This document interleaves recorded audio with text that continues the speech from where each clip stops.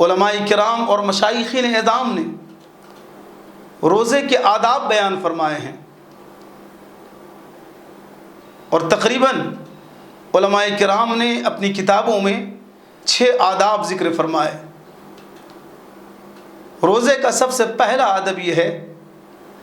کہ نگاہ کی حفاظت کی جائے۔ جناب محمد الرسول اللہ صلی اللہ علیہ وسلم نے ارشاد فرمایا، النظر سہم ومسموم من سہام ابلیس، کہ نظر ابلیس کے زہر آلود تیروں میں سے ایک تیر ہے جو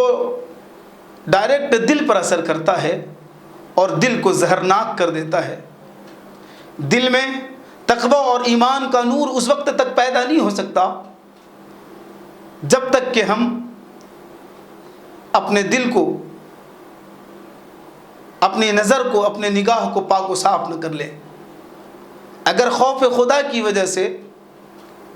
ہمارے نگاہ کی حفاظت ہوگی تو پھر اللہ تبارک و تعالی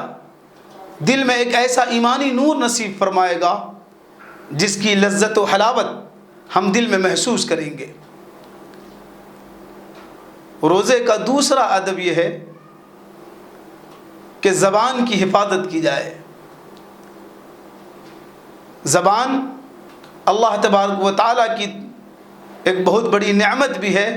اور امانت بھی۔ زبان کا صحیح استعمال کر کے ہم جنت میں بھی جا سکتے ہیں،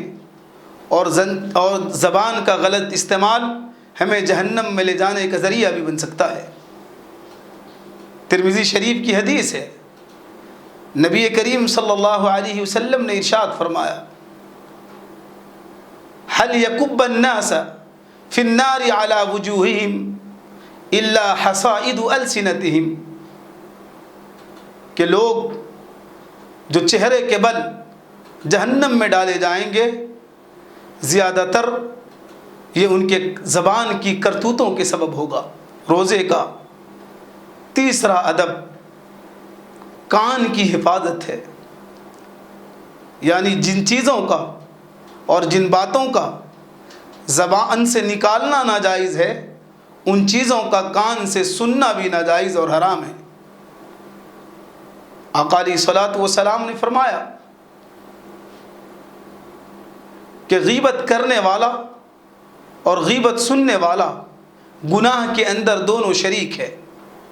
یعنی اگر کوئی اپنی زبان سے غیبت کرتا ہے وہ بھی گناہ کرتا ہے، اور کوئی اپنی زبان سے غیبت کرتا نہیں لیکن غیبت سنتا ہے تو میرے اور آپ کے محبوب پیغمبر تاجدار مدینہ صلی اللہ علیہ وسلم نے فرمایا کہ دونوں کے دونوں گناہ میں شریک ہے، کیونکہ ایک شخص نے زبان سے غیبت کی ہے اور دوسرے شخص نے اپنے کان سے غیبت کو سنا ہے، تو غیبت کا کرنے والا اور غیبت کا سننے والا دونوں کے دونوں اس گناہ میں شریک ہے۔ روزے کا چوتھا ادب یہ ہے کہ زبان، کان اور آنکھ کی حفاظت کے ساتھ ساتھ تمام اعضائے جسمانی کی بھی گناہ سے حفاظت کی جائے۔ اللہ تبارک و تعالیٰ نے ہمیں جو اعضاء دیے ہیں یہ تمام کے تمام اعضاء عمل پیدا کرنے کی مشین ہے۔ ہمیں چاہیے کہ ہاتھ کو اس بات سے روکیں کہ وہ کسی پر ظلم نہ کرے، کسی کی کوئی چیز نہ چرائے، پاؤں کو گناہ کی طرف چلنے اور گناہ کے کام سے روکیں، پیٹ کو حرام غذا سے روکیں۔ حرام کی مثال زہر کسی ہے، جس طرح زہر جسم کے لیے دشمن ہے اسی طرح حرام غذا روح کے لیے دشمن ہے، اور جو جسم حرام غذا سے پلتا ہے، جس کی پرورش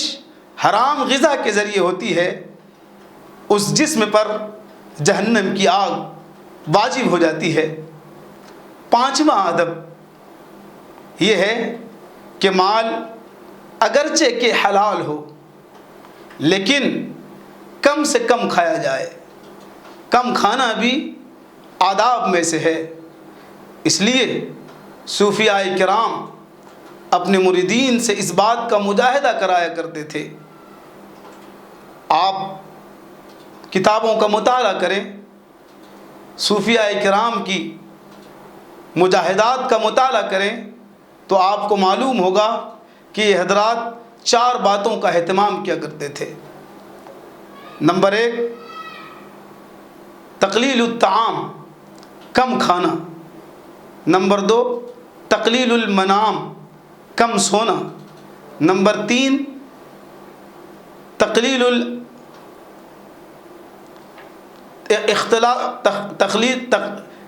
لوگوں کے ساتھ کم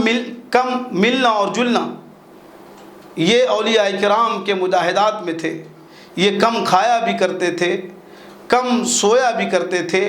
لوگوں سے کم بات بھی کیا کرتے تھے، لوگوں کے ساتھ ان کا ملنا جلنا بھی کم ہوا کرتا تھا۔ اور روزے کا چھٹا ادب، اور صرف روزے ہی کا چھٹا ادب نہیں بلکہ جو تمام عبادتوں کا ادب ہے وہ یہ ہے کہ انسان امید بھی کرتا رہے اور ڈرتا بھی رہے کہ ہمارے قیام و سیام، ہماری نماز تراویح، ہمارے زکوٰۃ، ہمارے صدقات و خیرات، ہماری قرآن کی تلاوتیں رب العالمین کی بارگاہ میں قبول بھی ہوئی یا نہ ہوئی، اس بات کا خوف رہے، کیونکہ بروز محشر بہت سارے ایسے لوگوں کو جہنم میں ڈال دیا جائے گا کہ ان کی عبادتیں بظاہر بڑی ہوگی لیکن وہ جہنم میں ڈال دیے جائیں گے، اس لیے کہ اس کے اندر اخلاص نہیں تھا، ان کی عبادتیں اخلاص سے خالی تھی، نام و نمود، ریاکاری اور دکھلاوے کے لیے اس نے عبادتیں کی تھی، باوجود بڑی بڑی عبادت کے انہیں جہنم میں ڈال دیا جائے گا۔ ہم تمام عبادت کے باوجود بھی قبولیت کے امید کے ساتھ اللہ تبارک و تعالیٰ سے اس بات کی امید رکھیں کہ ہم نے جو عبادت کی ہے اللہ قبول کرے گا، اور ساتھ میں ڈرتے بھی رہیں، تو یقیناً قبولیت کا جو مسئلہ ہے، لفظ قبولیت بڑی اہم بات ہے۔ قبولیت کو اگر ہماری عبادت پہنچ جائے، گرچہ کہ عبادت عمل میں تھوڑی ہی ہو، لیکن اگر اللہ نے اسے شرف قبولیت عطا کر دیا تو پھر ہمارے وارے نیارے ہو جائیں گے۔